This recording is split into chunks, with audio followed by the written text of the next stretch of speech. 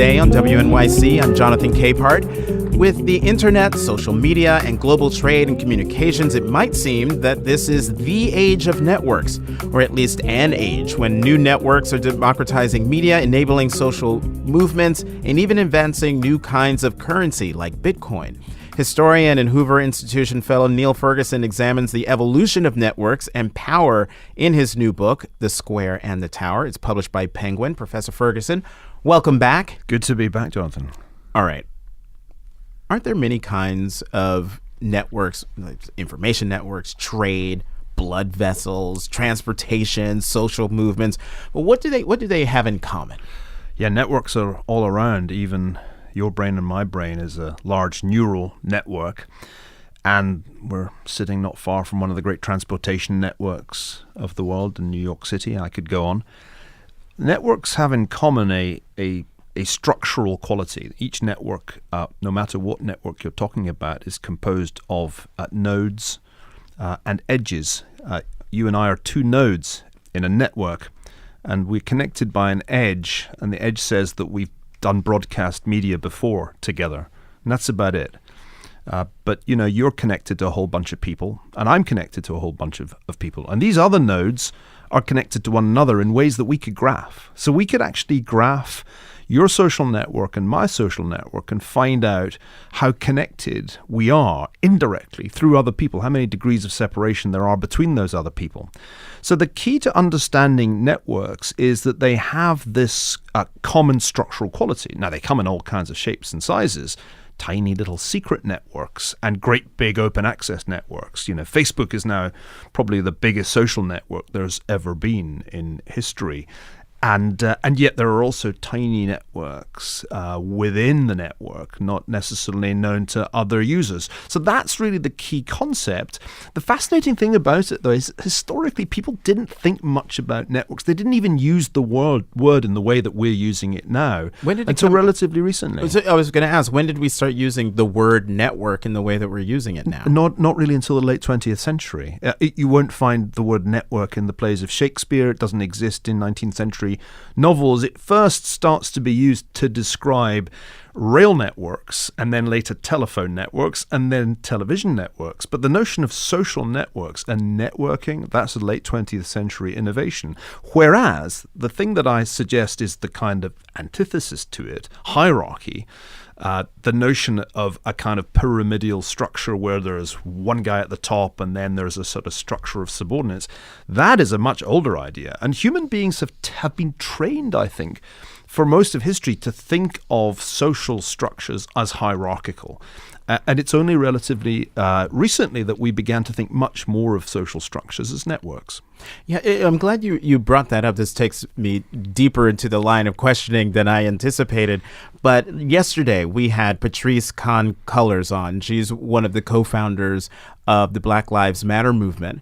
And that is a sort of a network where I asked her, as an old fogey, one of the things that's frustrating about it is that there's no leader, no one leader. And she said, well, that's because we've decided that there shouldn't be one leader, that there should be a bunch of us. Right. And in that way, we are able to spread our reach. And little did I know that the next day you would be here to sort of explain how that's actually not a crazy idea. Not at all. Indeed, one of the characteristic features of very successful networks is often that they aren't reliant on just one leader, one central node. You see, in any network, there are some nodes that are more connected than others. They have more edges. In other words, there are some people in our social network who have way more relationships than others. And that can often give them the character of leaders. The super connected node, sometimes called a hub, can have a leadership role. Now, if there's just one central node and everybody in a sense has to be connected to that node, its removal can cause the network to collapse.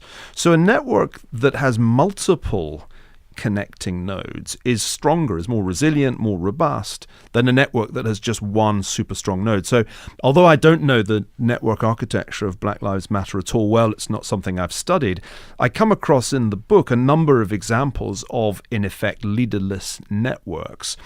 And a completely different example is the ways in which radical Islamist groups form networks from Al-Qaeda to Islamic State. These were essentially leaderless in the way that they operated, although we kept saying that there was a leader, first Osama bin Laden and then al-Baghdadi in the case of ISIS. And this revealed an interesting kind of clash of concepts. Confronted with a terrorist threat in 9/11, the federal government's immediate response was, well, there has to be a leader, and also there has to be a state responsible, and we have to go to war to deal with this, and we have to decapitate the network. We have to get rid of its leader. And that's pretty much what we did. But if you look back on it, it didn't work too well. Certainly decapitating Al-Qaeda by assassinating Osama bin Laden didn't cause Islamic extremism to go away. Actually, when Islamic State came along out of the ruins of Al-Qaeda in Iraq, it was much bigger and it grew much faster than anything that Al-Qaeda had done before.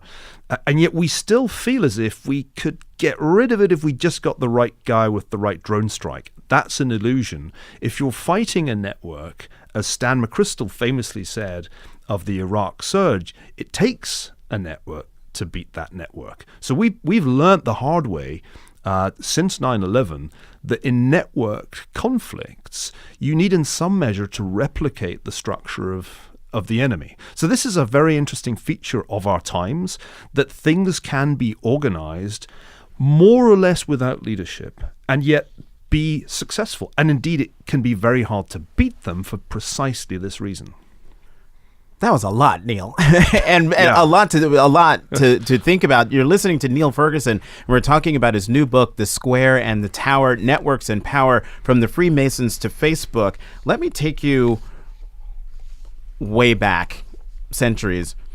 You mentioned the Piazza del Campo and Palazzo Pubblico in the Italian city of Siena. What do they illustrate about networks and power? Well, if your listeners are wondering why the book is called The Square and the Tower, look no further than Siena. I don't know if you've ever been there. I encourage you to go if you haven't. It's a beautiful place in Tuscany. And it's a beautiful illustration of a general point, because right there in the center of Siena are buildings that date all the way back to the 1300s, an extraordinarily beautiful square, which is the main town square, where all sorts of things happen, markets, horse races, but right next to it and often overshadowing it, the Torre del Mangia, the great tower of the Palazzo Pubblico. And I thought that symbolizes the argument I'm trying to make, that throughout history, there's a tension between towers of power, hierarchical structures of governance, and squares where people informally interact. Most of the time, the tower is in charge. And indeed, the real story of history is essentially hierarchies dominating social networks. But every now and then, usually because of a technological change, the square, the social networks, are empowered, and the towers can topple, sometimes quite literally. So then, is a tower of power necessary for networks to operate efficiently? Well, some people would say no, and that the ultimate destination of humanity is a wholly networked world without any of these hierarchical power structures. And I think that's probably an illusion. I think we've begun to see in the last couple of years the dangers of giving too much power to giant social networks, especially giant online social networks. And one of the themes of the book is that we need to be realistic about what networks can do and realize some of the downsides of a networked world. It doesn't seem that long ago, maybe just a few years ago, that everybody in Silicon Valley thought that if we could only connect everybody and everything, the world would be awesome. Right. I think the square. This would be the biggest square, the whole of humanity in one enormous square, all connected, all netizens, and all able to kind of tweet and retweet whatever was on their minds. And that seemed very cool. And I think I was attracted to that idea too in the early days of the internet. And gradually it became clear, and I think perhaps not gradually, perhaps very suddenly in 2016, that there were downsides to this networked world. For example, the tendency for the network to polarize. Mark Zuckerberg has often talked about a global community as the thing that he wants to build through Facebook, but it doesn't look too much like a global community when you look at the network structure on Facebook. It's ideologically very polarized between a liberal community and a conservative community. Same on Twitter. Second thing that's really troubling about the network world is the way that crazy stuff goes viral. It's not the truth necessarily that goes viral. And so another interesting feature of networks, and this is something that has been understood ever since people started studying epidemics, is that really bad things can go viral. And they can go viral very quickly if the network's quite densely structured. So then talk more about the impact of big data and the internet on political networks, economic networks. As you were speaking, I was wondering, how is it that online networking, this global community that Mark Zuckerberg wanted to try to have with Facebook, how did it move from being this big town square with all of these nodes, and as years go on and as more people join, the town square becomes a tower, right? And not just one tower, as you said. It's polarizing, so people go to their own individual towers. Is that a natural occurrence, or is that something that just by history it was bound to happen? I think it's both. I mean, it's a natural in the sense that we know from network science that social networks, even relatively small ones, tend to polarize. They tend to form clusters. What's rare in the realm of social networks is the lattice, where each node has the same number of edges, the same number of connections. That's unusual. Most social networks are not structured like that at all. And I think there are two features to bring out for your listeners. One is this tendency for birds of a feather to flock together. There's a fancy word for that, homophily. People gravitate towards like-minded fellow users. And that's part of this polarization that we've seen in online politics. And I think that it was predictable that would happen because we'd seen research going right back to the 1970s, even on US high schools, that showed the social network of high schools tended to cluster. Clicks. I didn't go to one of those high schools, but it rings a bell, and the data are really clear. People would form clusters within high schools, especially if they were in multiracial communities that were, you guessed it, kind of self-segregated. And people were troubled about this if they worked on the issues of integration. What nobody quite saw was that something similar could happen if you created giant online social networks with billions of users. But it did with the kind of ideological polarization we're talking about. But the other thing, which I think is really important, is this kind of tendency for social networks to amplify inequality. Some nodes, as I mentioned earlier, some people just get way more connections than others. Some Twitter people have followers in the millions, and some Twitter users have single-digit followers. And this is a very important feature of network structure. It has this scale-free property because when people join the network, they want to be connected to the people who are already really well connected. They follow Trump, the Kardashians, whoever it is. And that means that networks have this unequal character, which is very much at odds with the Silicon Valley story, that we're all going to be netizens, we're all going to be equally empowered by the network. It doesn't work that way, especially as the network platforms like Facebook are owned disproportionately by a tiny number of billionaires. So even the ownership of the network is highly unequal. So I one of my sort of 6 great laws of networks is that that networks are fundamentally inegalitarian. They don't promote equality at all. So that's one of them. You said 6. Give the other 5. Well, number 1 is this birds of a feather. Birds of a feather. Okay, so we flock together, which is the homophily phenomenon. The other is the small world phenomenon. The old idea was there are 6 degrees of separation, but now, in other words, it would take 6 steps to connect any 2 randomly selected people on the planet. That's gone down to below 4 degrees of separation on Facebook. So the second law is the law of a small world that arises as a result of social networks.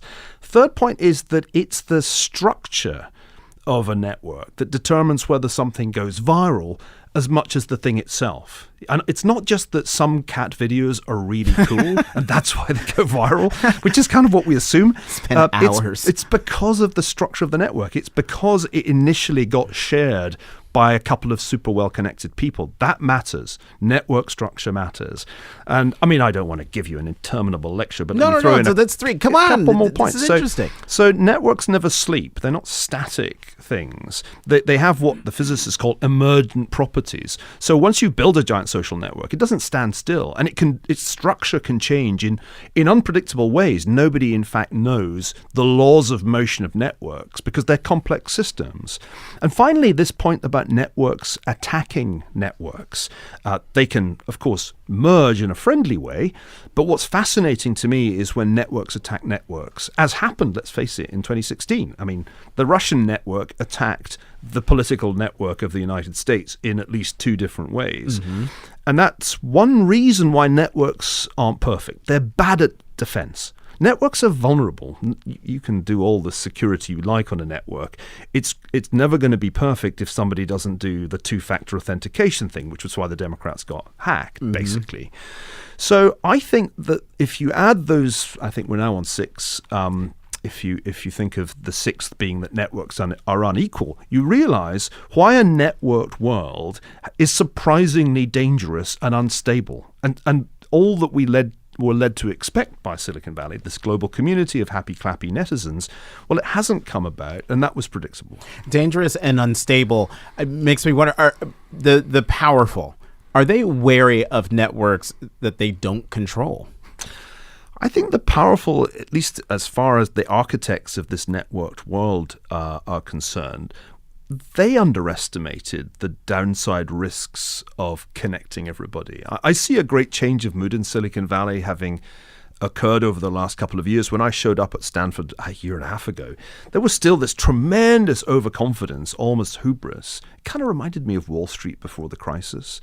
And then since the election and the revelations of Russian meddling and the realization that Facebook was crucial to Trump's victory, people have become far more self-critical. There's a lot of soul-searching going on in Silicon Valley. But this issue of who controls the network is a really key one. It's an amazing state of affairs that the Facebook company knows more about the citizens of the United States than the federal government does. Yep. That's amazing. Yep. And I don't know that that's a sustainable state of affairs, but that's where we are right now. I know this is now the 3rd time I've brought up his name on the show, but the head of the Knight Foundation, Alberto Ibarguen, made that very same point to me in an interview I did on my podcast at the Washington Post, where he talked about how Facebook and Instagram and all these social media applications know more about everybody in the world than in the history of the entire world. Yeah, absolutely. And know things that even individuals don't know about themselves, which is really spooky. Which is really funny that people lost their minds when they learned that the NSA was spying on them and were in high dudgeon and didn't realize that, well, you do know Facebook knows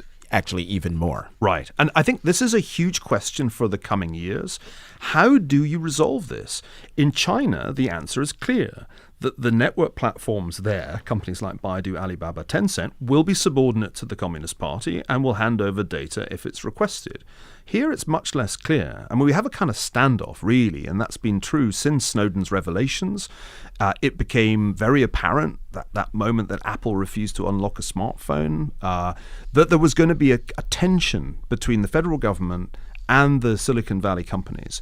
And I think it's still not really been resolved, and I expect an increasing conflict, I think, between Silicon Valley and Washington, D.C., as the politicians realize just how much power and knowledge these companies have amassed. You're listening to Niall Ferguson talk about his new book, The Square and the Tower, Networks and Power from the Freemasons to Facebook. I'm Jonathan Capehart. This is Midday on WNYC. We'll be right back after a break. You are listening to Midday on WNYC. I'm Jonathan Capehart, and here with me talking about his new book, The Square and the Tower, Networks and Power, From the Freemasons to Facebook, is Niall Ferguson. Niall, we crammed a lot in before going to that break. And my brain hurts. Can we do some easy questions now? No, well, sports? You should have written an easier book. And if you don't want me asking you questions about sports. Don't make it sound difficult. No one will buy it. All right. So let's talk about the subtitle of your book, Networks and Power, From the Freemasons to Facebook. And that might set off alarms for some people because, like, the Freemasons are a favorite subject for speculation about secret societies and conspiracies. I mean, are they true? Well, one of the reasons I wanted to write this book was that there have been conspiracy theories about networks for centuries. One of them is the Freemasons caused the American Revolution. But there are others. The power of Jewish finance is another conspiracy theory that seems to run and run. How about the Illuminati, in fact, control the world? Or is it George Soros? Or is it the Rothschilds? Now, over the years, I'd done quite a bit of work on some of those subjects. And every time I was reading my way through the literature, I would be struck by the way professional historians would draw back, like in terror, when anything like this came up. So you won't find that many serious academic books on secret societies. You'll find lots of crazy stuff. I mean, this is a whole online industry. If you don't believe me, Google Illuminati and you will disappear down multiple wormholes of conspiracy lunacy. So I thought, this is kind of weird, what's going on here? And then a couple of thoughts occurred to me. Number one, it's hard to research the history of secret societies. They don't have kind of archives, generally speaking. Otherwise, they wouldn't be secret. That's right. So it's technically difficult. And secondly, if there's lots of crazy stuff already written about something, people don't want to be associated with it in case it's thought that they're crazy. So respectable academics tend to run a mile rather than write books about the Freemasons and the American Revolution.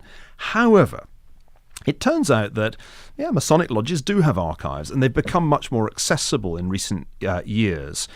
So, for that matter, to Jewish banks. I did a lot of work in the Rothschild Bank archives back in the 1990s.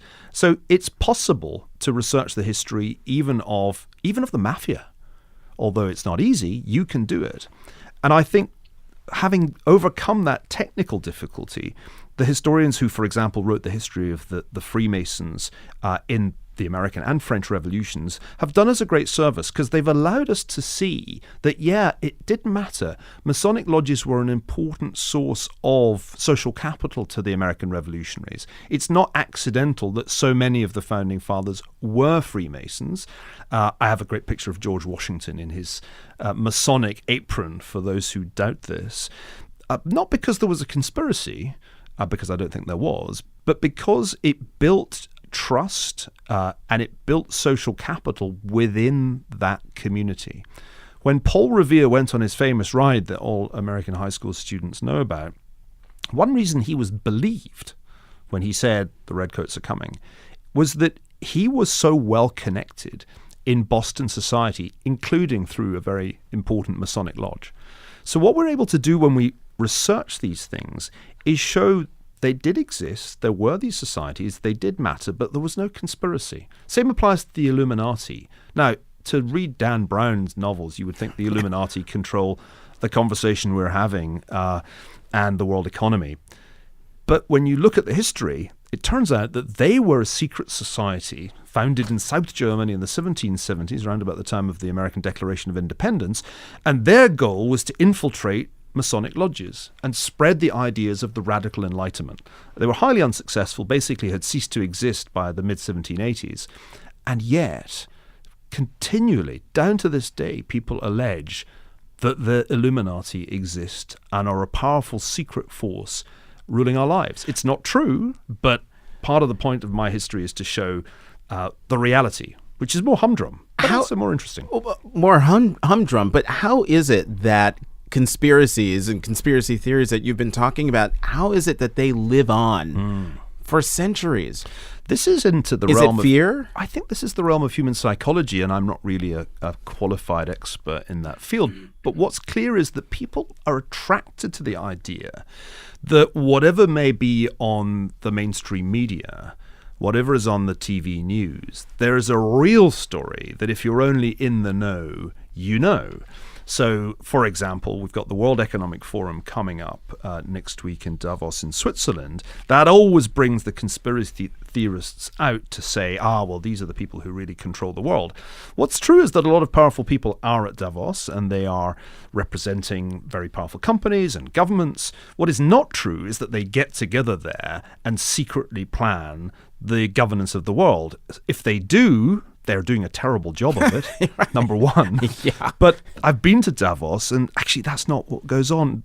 Rather disappointingly, there are just a lot of inane cocktail parties and conference sessions on things like climate change. And you can wander around that little Swiss ski resort looking for the conspiracy to rule the world. You will not find it. It is not there.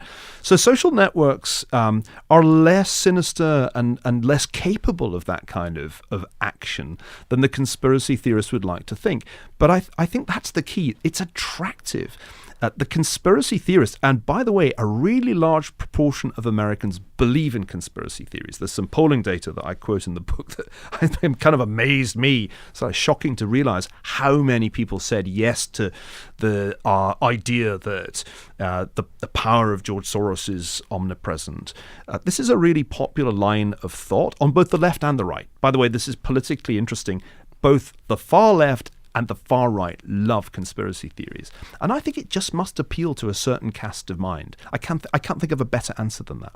So you've mentioned the Rothschilds many times. And I want to ask you, because it seems like family and personal ties are the oldest networks. Absolutely. And you write about how the Rothschilds and Henry Kissinger are like masters of networking.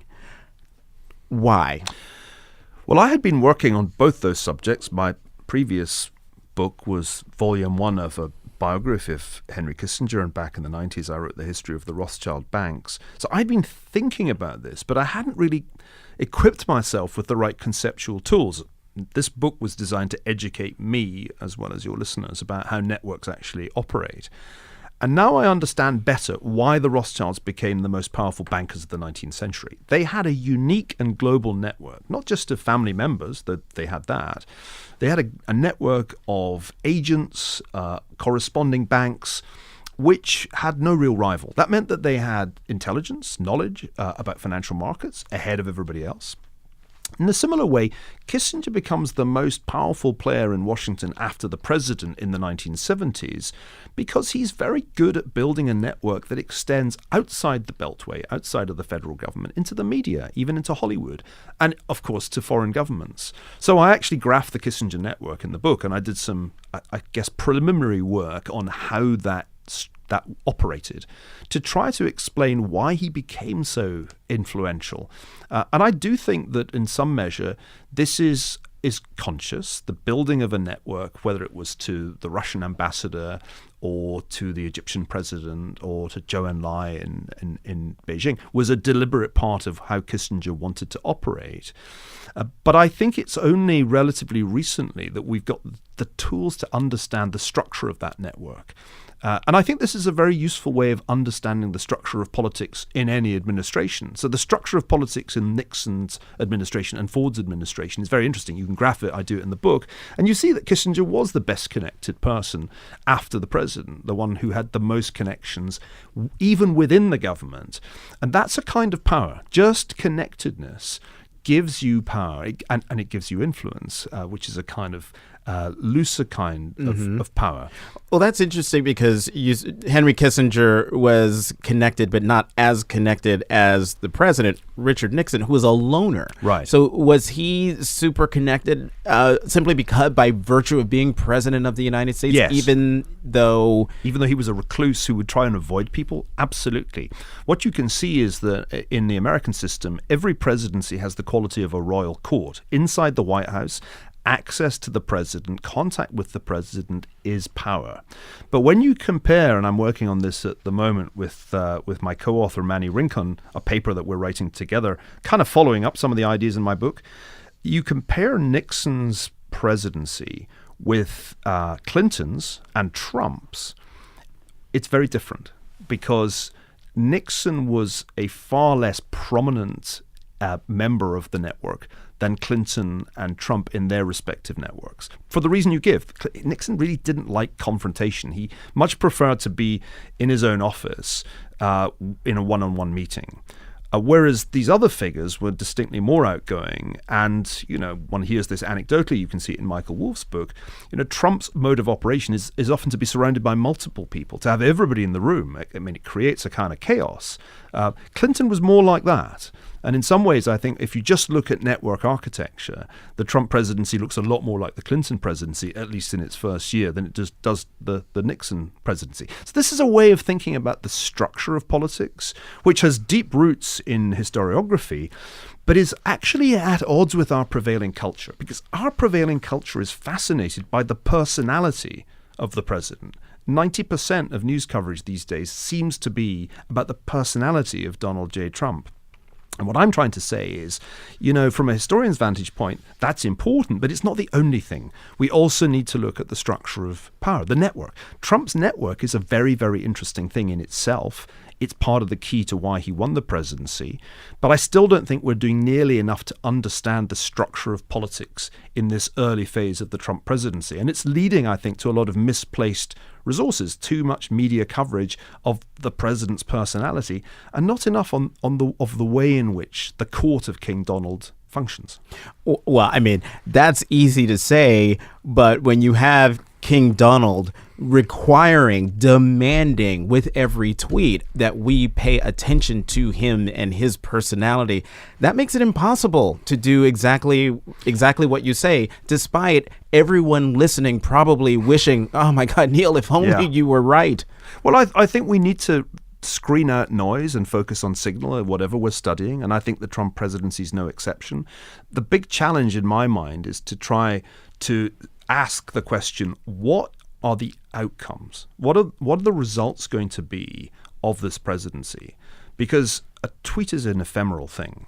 I don't believe, as I know some people do, I don't believe that Donald Trump is fundamentally going to alter the norms of behavior in this country. From your list. He's trying, but I think if you look at the approval numbers, I don't think it's working. And this is a presidency that has started out unpopular and gotten more unpopular.